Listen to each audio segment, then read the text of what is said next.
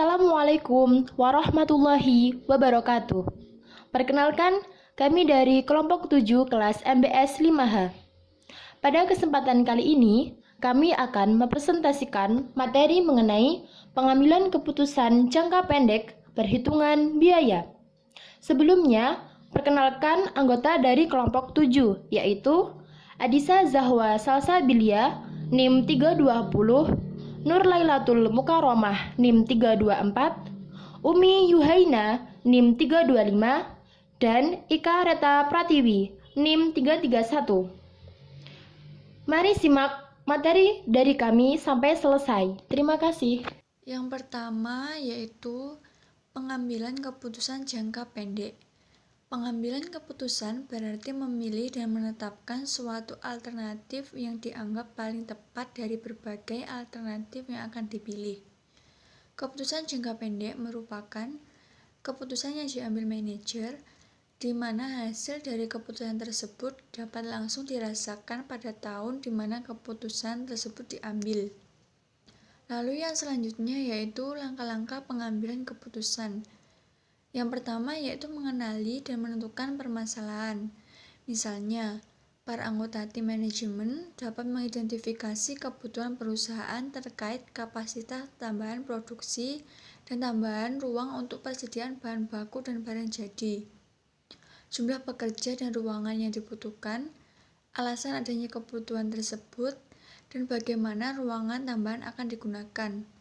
Lalu yang kedua, mengidentifikasi alternatif-alternatif solusi memungkinkan. Langkah kedua ini membuat daftar dan mempertimbangkan solusi-solusi yang memungkinkan diambil untuk menyelesaikan permasalahan. Lalu yang ketiga, mengidentifikasi biaya dan manfaat yang terkait dengan setiap alternatif yang layak. Pada titik ini, biaya yang jelas tidak relevan dapat dihilangkan dari pertimbangan. Pada umumnya, controller bertanggung jawab terhadap pengumpulan data yang diperlukan. Lalu yang keempat, memperkirakan biaya dan manfaat yang relevan untuk setiap alternatif yang layak. Lalu yang kelima, menilai faktor-faktor kualitatif. Faktor-faktor kualitatif dapat mempengaruhi keputusan manajer secara signifikan. Faktor kualitatif adalah faktor-faktor yang sulit dinilai dari angka. Lalu yang keenam, mengambil keputusan.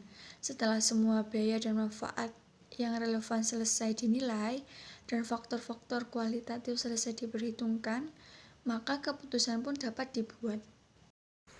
B. Penerapan biaya relevan. A. Mendefinisikan biaya relevan. Relevan cost atau biaya relevan adalah suatu biaya masa yang akan datang yang diperkirakan akan berbeda atau terpengaruh oleh suatu pengambilan keputusan di antara berbagai alternatif pilihan. Oleh karena itu, biaya tersebut merupakan data yang tepat dengan analisa yang dilakukan dalam pengambilan keputusan.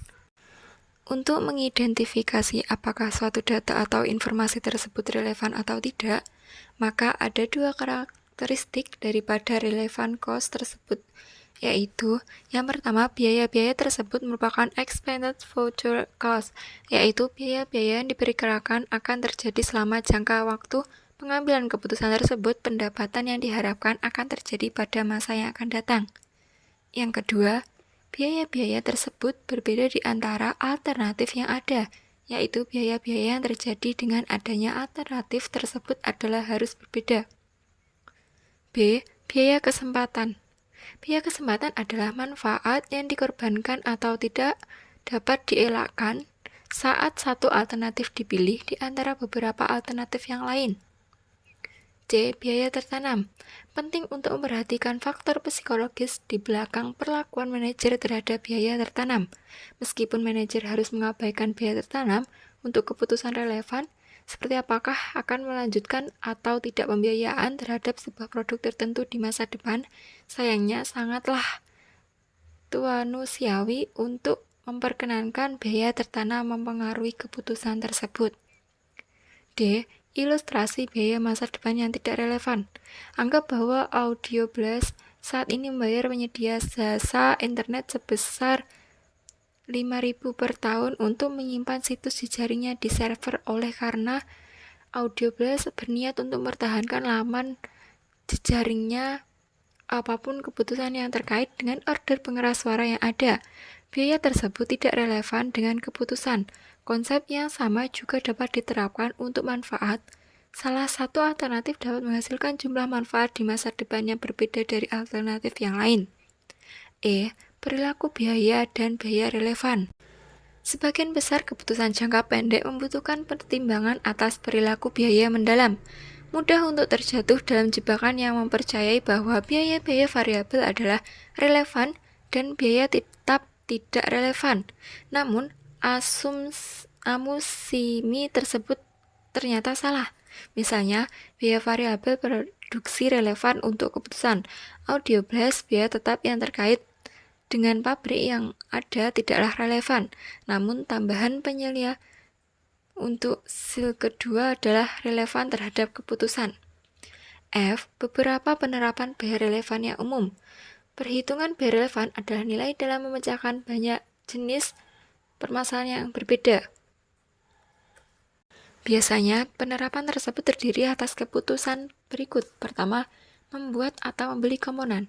Yang kedua, menerima pesanan khusus pada harga di bawah harga yang biasa. Yang ketiga, mempertahankan atau menghentikan sebuah segmen atau lini produk. Yang keempat, memproses lebih lanjut produk gabungan atau menjualnya pada titik pemisahan. Keputusan membuat atau membeli. Ilustrasi keputusan membuat atau membeli asumsikan bahwa Swasey Manufacturing saat ini memproduksi komponen elektronik yang digunakan dalam salah satu mesin pencetaknya. Dalam 1 tahun, Swasey akan mengganti produksi ke jenis mesin pencetak lainnya, dan komponen elektronik tersebut tidak akan digunakan.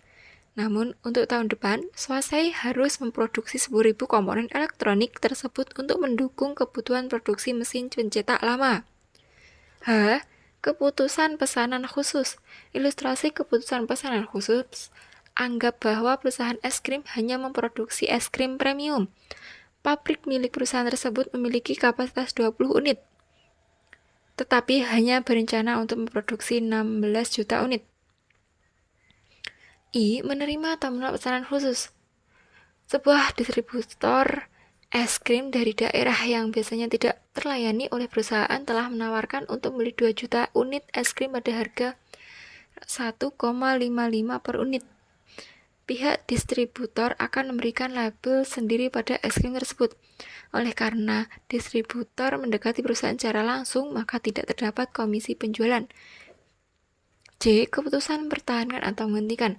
Seringkali seorang manajer harus menentukan apakah sebuah segmen seperti lini produk harus dipertahankan atau diberhentikan. Kebutuhan untuk mempertahankan atau menghentikan mungkin berskala kecil. Seperti saat Nike memutuskan tindakan yang harus dilakukan terhadap lini peralatan atau pakaian yang disponsori oleh selebritas dan atlet yang ada di sisi lain. Mempertahankan atau menghentikan dengan efek komplementer. Anggap bahwa menghentikan lini Upin akan menurunkan penjualan batako sebesar 10%, batu bata sebesar 8% karena banyak pelanggan membeli Upin bersamaan dengan pembelian batako atau batu bata. Beberapa pelanggan akan berpindah ke tempat lain jika mereka tidak dapat membeli kedua produk tersebut di tempat yang sama. Pemrosesan lebih lanjut terhadap produk-produk gabungan. Produk-produk gabungan memiliki proses dan biaya produksi yang sama sampai dengan titik pemisahan. Pada titik pemisahan, produk-produk gabungan menjadi dapat dibedakan sebagai produk terpisah yang dapat diidentifikasi. Yang ketiga yaitu bauran produk. Definisi bauran produk. Bauran produk adalah sekumpulan dari semua produk dan item produk seperti macam produk, kualitas produk, rancangan produk, ciri-ciri produk, merek produk, serta atribut lainnya. Bauran produk juga dapat diartikan sebagai rangkaian semua produk dari unit produk yang ditawarkan suatu penjual kepada para pembeli. Keputusan bauran produk. Organisasi-organisasi memiliki fleksibilitas yang besar dalam memilih bauran produk mereka. Bauran produk mengacu pada jumlah relatif dari setiap produk yang diproduksi atau jasa yang disediakan oleh perusahaan. Keputusan tentang bauran produk dapat memiliki pengaruh yang signifikan atas tingkat keuntungan perusahaan. Setiap bauran mewakili alternatif-alternatif yang sangat terkait dengan tingkat keuntungan. Seorang manajer harus memilih alternatif yang akan memaksimalkan total keuntungan. Oleh karena biaya tetap tidak berubah, dengan tingkat aktivitas total, biaya akan tetap sama untuk seluruh bauran yang mungkin, sehingga tidak relevan untuk keputusan ini. Oleh karena itu, seorang manajer harus memilih alternatif yang akan memaksimalkan total margin kontribusi. C. Menentukan bauran produk yang optimal dengan satu sumber daya yang terbatas. Mengapa? Sebuah perusahaan seringkali menghadapi situasi ketika satu dari beberapa proses atau sumber daya tidak dapat menangani seluruh permintaan yang ditempatkan pada proses tersebut. Oleh karena itu, sebuah perusahaan harus memutuskan cara yang terbaik untuk mengalokasikan sumber daya untuk operasi produksi yang langka tersebut untuk memaksimalkan laba perusahaan. D. Menentukan bauran produk yang optimal dengan satu sumber daya yang terbatas dan kendala dalam penjualan. Mengapa?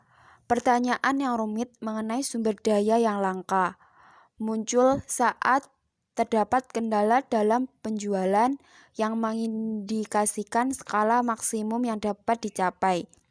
Menyimpan sumber daya yang terbatas dan kendala penjualan di dalam pikiran adalah hal yang mendasar jika keputusan terbaik akan diambil. Selanjutnya, saya akan membahas mengenai penggunaan biaya dalam keputusan penetapan harga. Penggunaan biaya dalam keputusan penetapan harga ini terbagi menjadi dua. Yang pertama yaitu penetapan harga berdasarkan biaya atau cost-based pricing. Perusahaan-perusahaan tersebut menghitung biaya produk dan menambahkan keuntungan yang diinginkan. Umumnya, terdapat basis biaya dan markup. Markup adalah persentase yang diterapkan atas biaya dan dihitung sebagai berikut. Harga dengan menggunakan markup sama dengan biaya per unit ditambah biaya per unit dikali persentase markup. Yang kedua yaitu penetapan biaya dan harga target atau target costing and pricing. Target costing adalah penentuan biaya yang diharapkan untuk suatu produk berdasarkan harga yang kompetitif, sehingga produk tersebut akan dapat memperoleh laba yang diharapkan. Biaya target dapat dihitung menggunakan persamaan sebagai berikut. Biaya target sama dengan harga target dikurangi keuntungan yang digunakan. Sekian presentasi dari kelompok kami. Semoga bermanfaat. Kurang lebihnya kami mohon maaf. Terima kasih. Wassalamualaikum warahmatullahi wabarakatuh.